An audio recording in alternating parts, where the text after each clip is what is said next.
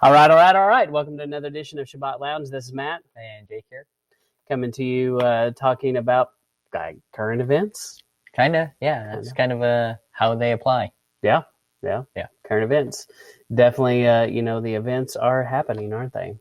Currently. So they never seem to stop. But here we are. We find ourselves, if you're looking at this later after the fact, we're January 2021, and we've had a crazy election cycle, and many of us probably didn't turn out the way we maybe thought that it should, or we wanted it to. Do you think that's fair to say? Very fair that things have been unfair. Yes, very fair to say that. And Jake, isn't it ironic that at the same time we see all this happening in the Torah portions, we're reading about people living in Egypt? Yeah, it's a little too ironic. Yes.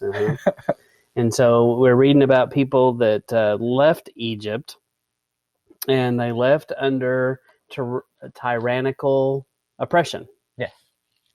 Under a dictatorship. Yeah. Not only a dictatorship, but the guy literally thought he was little g God, but he didn't think he was a little g God. He thought he was a big G God. He thought he was big G, yeah. The big G. Ooh, is that what that means? Have I heard that? I don't know. Oh, you've never heard that? I think that stands for gangster. Oh. So. Are you gangster? No, I am not in any way.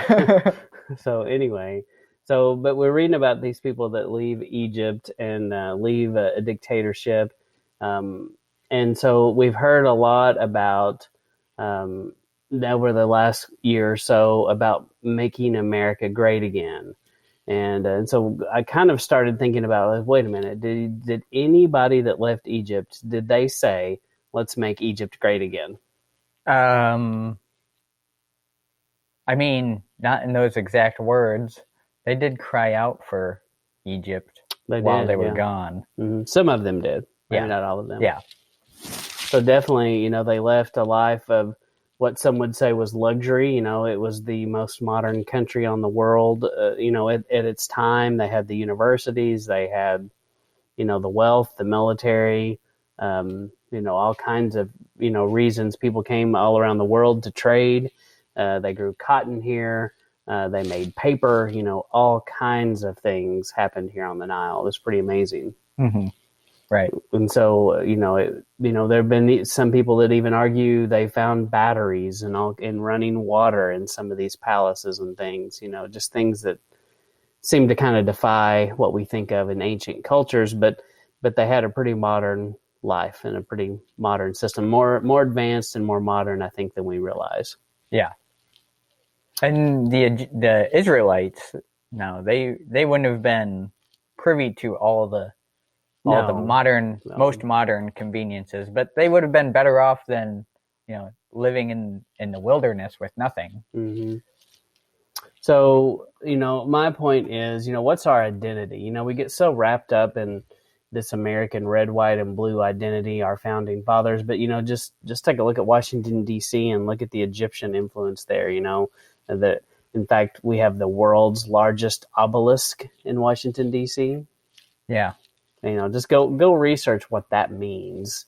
Don't do that in front of your children, or we probably need to be a certain age to go research these things.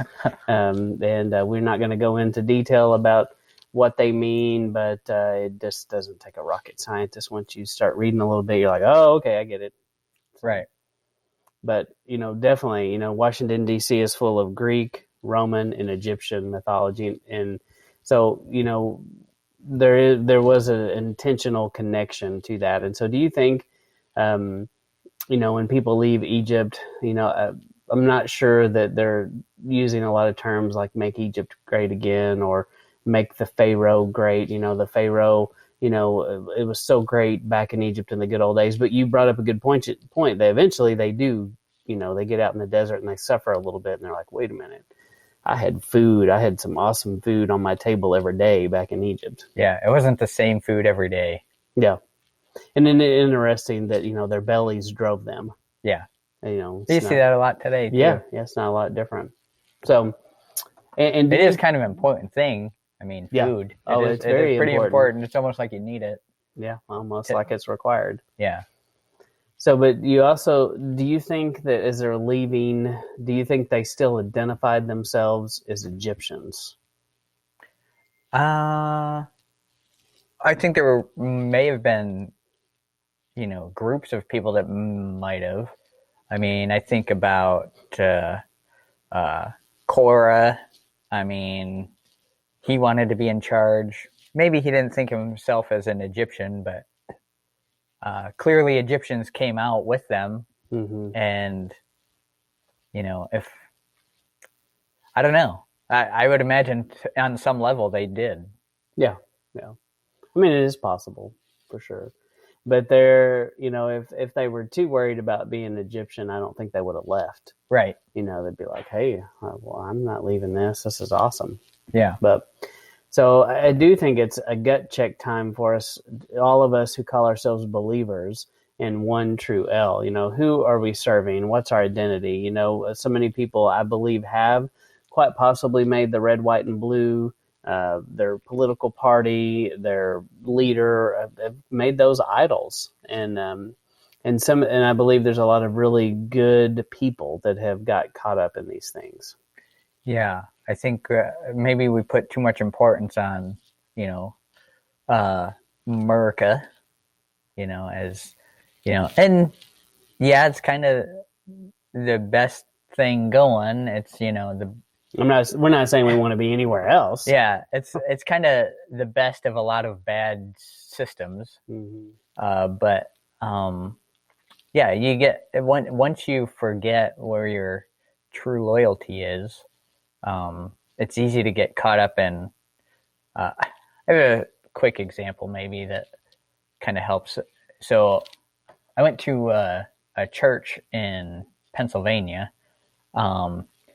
and they had the American flag out front, right? And then they had the Christian flag, mm-hmm. if you've seen this.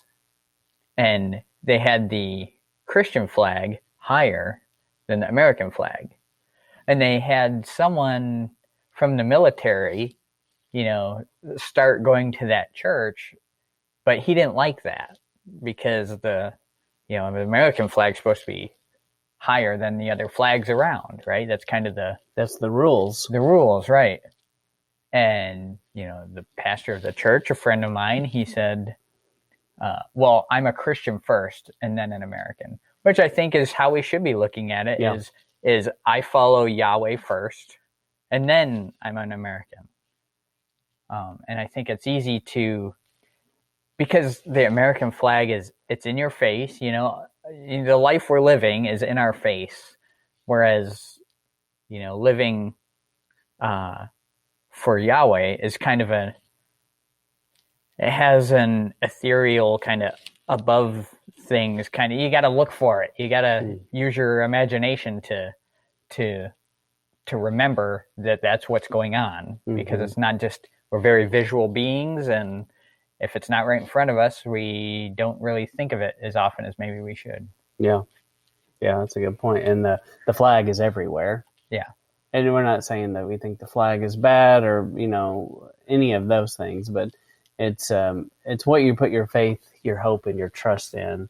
So, we tend to run after the things of Egypt quite often. And I do believe that, while we definitely have this heightened emotion. Don't you think that's fair to say? Emotions are running high. Yes. And in the United States and maybe worldwide, and we do know let's think about it. What does the Torah tell us about our emotions and our heart?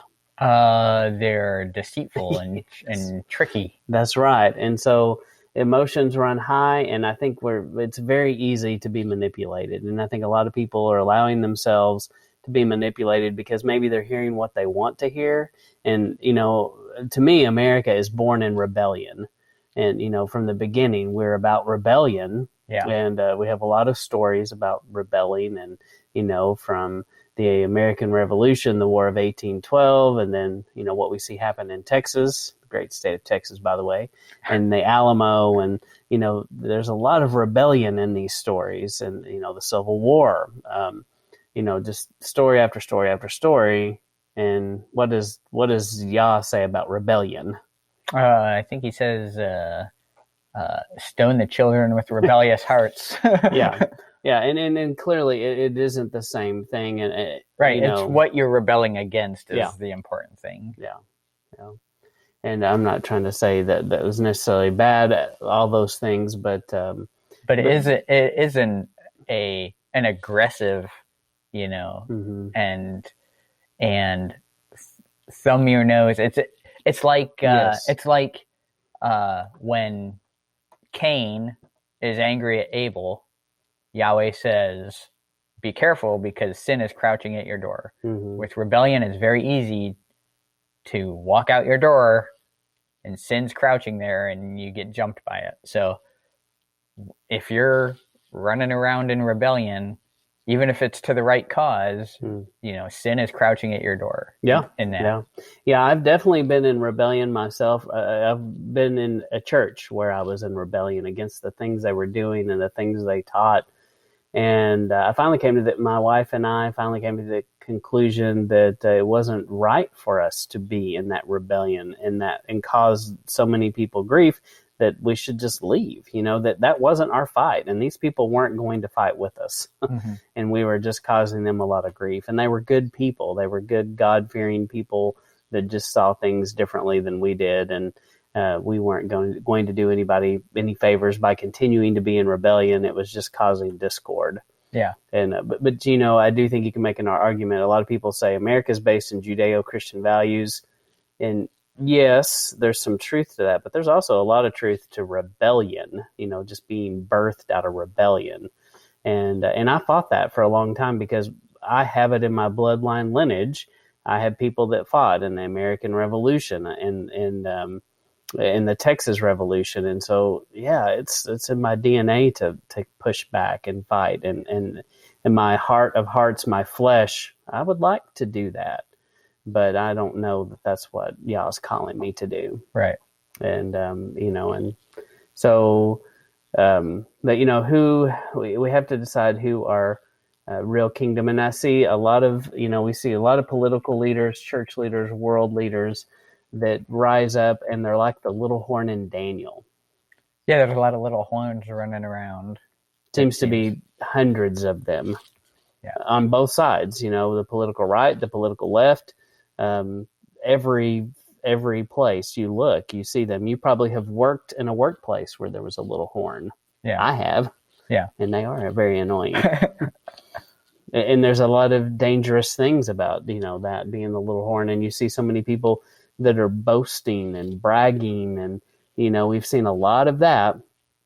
And I think there's a whole element of we need to be very careful not to be robbing Yahuwah of his glory.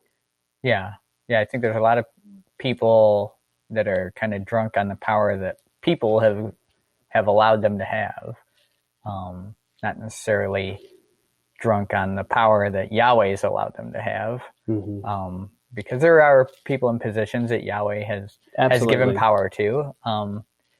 But I think also there's, positions where people give them power that they don't technically have, especially in America, right? It's we the people that are in charge, mm-hmm. and we give a lot more credit to our politicians than maybe we should.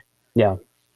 And I think we're entering a time when we have to be so careful. The thing that I kept feeling all week was that concept of I don't want to do anything to take his glory from him. I don't feel like that is anything we're supposed to do. You definitely don't see it in Moses. He's not competing for glory. And the one time that he does, you could argue he did get in trouble for it. Yeah. So, it's very clear that we are not to be that. And I think it's really easy in America today. A lot of people are about to get, and I'm going to be honest, I get fired up when I look at some of the legislation and some of the bills that are coming up. And I'm like, oh no, I want to fight. I want to get fired up by these things. But, we're reading this Egyptian story, and and they had every right to be fired up and want to fight, but they could have fought and made Egypt what they needed it to be. Could have turned it into a bloodbath, but they don't. No. And because they don't, Yahuwah has all the glory. And I think that is something that's very important to remember in these times is we can put our faith in, what is it, the 3 B's? I don't know. The 3 B's. Bears, beets, Battlestar Galactica. So don't put your faith in those. So beans is one of them. People talk about having food and provision, and I think for sure we should be people who are prepared. I think there's no doubt that that being prepared is we see it in the life of Joseph. We just read about how it's it was important for them to be prepared, but right. But we can put all our faith in what we can do and how we can fight and how we can do this and we can do this and they're taking my rights and my rights and my rights. And then you're like, wait a minute, I'm hearing a lot of me in this conversation. And I think that is what I'm hearing amongst a lot of people that I would say are fellow believers. That's what I hear. I hear me, me, me, me, me, me, me, me, my. Yeah. And I think that's how the Father looks at it too. And we need to be very careful about what we're saying are ours. Right. And we need to be thinking about what is he wanting to do here. And I think, unfortunately, we find ourselves in a place that's very like Egypt. And unfortunately, many people aren't ready to cry out. They should be. And not many people are ready to cry out. But unfortunately, for us to be in a place where he delivers us, we may be just beginning to experience Egypt the way these Egyptians experienced it. And unfortunately, that may be a path we have to go on. And but bottom line is, we all need to make sure that we are not doing anything to take away or diminish his glory and what he wants to do, because he's going to do a mighty thing here, no doubt. We know the end of this book, and many of us started at the end. Right. And how do you know something miraculous is happening? Something a great work is coming from Yahweh's hand. I mean, it's when circumstances get real bad and he pulls you out of it. Mm-hmm. And when you see no way out and he pulls you out of it. When Shadrach, Meshach, and Abednego are in the fire and he pulls them out of it. Or when or think about the believers in China, that where it's cracked down on them so hard that it just brings out there's no hero if there's no adversity, right? Right. So I mean, you think about atrocities from World War II. A lot of heroes were made in that. Yeah. Well, and right now you hear a lot of people upset about they're kicking us off of this, they're kicking us off of that, they're shutting down social media and all this stuff. And I'm like, well, first off, you need to do a little research here on what social media is and what they're doing with your data and how you're the product. And, there's a whole nother thing about that. There's a lot of evil in it. And so, if he shuts down some evil, okay, or kicks you off of an evil thing, okay. Yeah. And how do you know these new things aren't the same? They may say they're not, but still. But it started out, the other platform started out that way also. Yes, yeah, people quickly forget. And, but people are, running all around and being all upset. And we're like, wait a minute, stop for a second. Who created the first wireless network? Would be Tesla. Our Father. He created the ultimate wireless network and connected all of us to him, to other believers through the Ruach HaKodesh, aka the Holy Spirit. So, I mean, whatever. I mean, man doesn't tell me how I can be connected. I don't rely on that. And if you are, well, also I see, just like the movie, can I say it? There's a certain Pixar movie that where there were monsters and they fed on fear. And I see that's what's happening in the world today. That movie foreshadowed what we see today. And people are so afraid. They're running away. They're running around in fear. They're afraid of the government. They're afraid of the media. They're afraid of a virus. And there's a lot of people making money off of that. Yes. Yeah. It's fear porn, and people are consuming it. I'm guilty. I like to watch the train wreck, and so I'll watch plenty of this crazy nonsense. But, I try to acknowledge what it is. Right. But I think there's a lot of people trying to manipulate us and scare us, and the enemy is feeding on that fear and growing stronger because we feed it. And so I think we've got to stop. And I'm rebuking myself. I've got to stop feeding that fear. Right. And I just challenge you to think about that. Are you feeding that fear? Are you contributing to that problem? And put your hope and your faith and trust that Yahuwah is big enough, smart enough. He built the first wireless network. You talked about China. Do you know how people in China would know where to meet? How's that? Well, people in China, they clearly couldn't go, hey, let's meet there next week. Why couldn't they say that? Well, because the social credit score, right? I mean, because then because they're being monitored, everyone's watching them, and if they just say, "Hey, let's go over there," then they'll get the SWAT team will come in and break them up. Yeah, because they're not supposed to break up that speakeasy. And so, what a lot of people say that happens in China is that believers get together in house churches and they pray silently to themselves on their own of where they should meet next time, but about the time, the place, all of that. And they just show up on where the Spirit tells them to go. And turns out they show up at the same place at the same time. Like, how's that work? That's amazing. And so, but we shouldn't be surprised. That's how this works. And I think a lot of us have put so much faith and trust in the modern things of man, and we get so upset and bent in a knot about what this group and what this social media group is doing to this group, and that's not right. And once again, we get caught in this endless spiral of my rights, my things, my. We're just like those little birds. That was also in the cartoon, wasn't it? Mine. Yeah. Everything's mine. So, Jake, where do we go? How do we wrap this up? We can't. We're kind of in a position where there is no wilderness to flee to connected to America, really. I mean, you can go out in the desert, I guess. But the laws of the land affect you there also. Just not the Burning Man desert. Don't right. do that. Say no to Burning Man. Yeah. That's bad. So, I don't know. You kind of got to wait for that deliverance.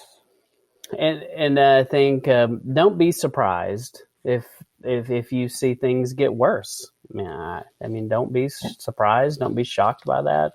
Yeah, I think we think that it's as bad as it can get, but I mean, we're still a first world nation with, all the modern conveniences. And is anyone really enslaving you in the way that you would think of slavery? I mean, exactly. Sure, you're a slave to your job and all this stuff, and there is a form of slavery where you're a cog in a machine, a slave to money. Yeah, but no one's kicking down my door yet, right? So it can get worse. I mean, and I think I don't think we find ourselves pushed up against the Red Sea with the army at our back yet, but you can see it's headed that direction. Yeah, and we can't be surprised. History repeats itself, and unfortunately, and I do think there's some wisdom here. I think we can do a couple of things. We can pray that we can wake up and be delivered before these moments happen, and I think that's a possibility. But unfortunately, human nature and history teaches us that we're going to have to be squashed a little bit before we cry out. Yeah, and I think we, as people who want to prepare, for the bad things to come, need to remember that they were forced to leave their homes, even if they were in their, they had their farm set aside, and they had everything to withstand the storm at their house. They could have been preppers and everything, but they had to leave all that. And I think if we're going to believe in a second Exodus, as it explains in Scripture, then all the provision that, well, I'm going to hold out here is not going to help you in the long run. Sure, it's good to do those things, but don't count on that to be your end strategy. That's not the end. The end is they left, and then the army was behind them. So until Yahweh didn't keep the army from chasing them, until you got the Red Sea and the Egyptian army, pushing you into the sea, then I don't think the salvation that we see is going to be a greater, unless the thing coming against us is greater than what they faced. Yeah. And we're not there yet. And that goes right into his glory. We want all the glory to go to him, and it will. People will talk about the greater Exodus, and it will make the first Exodus look like the very small thing. No one will talk about it. Which is hard to imagine. Yeah. But it should give us all great hope. There is great hope. Don't live in the fear. And I think that's the message that I feel like Yahuwah keeps telling me. Don't live in the fear. He just says it over and over and over and over. Don't get sucked in the fear. And unfortunately for me, I've told my wife a lot of these things, and when I'm watching getting my daily fill of the fear myself, she's like, "Hey, why are you doing that?" And I'm like, "Oh, yeah, you're right." But it's so hard not to stop listening to these things. And I think about my own life. How much better would I be instead of consuming all this media about the fear if I just started consuming these words more? And I'm like, I probably should do this more. Yeah. And less of the fear. Yeah. And, bottom line, we want you to try to think about those things and just ask yourself, what are you feeding today? And I think it's a moment by moment, minute by minute question is what am I going to feed today? Am I going to feed the fear, or am I going to feed my faith? Fear or faith? Yeah. I don't know. That's about all I have on it. I feel like I could just ramble on forever. Yeah, I think we get the, I hope you get the message that we're trying to put out there of, being, faithful and leaning on Yahweh instead of your own provision, and trusting in Him. Just trusting in faith. And bottom line is, everything that we do.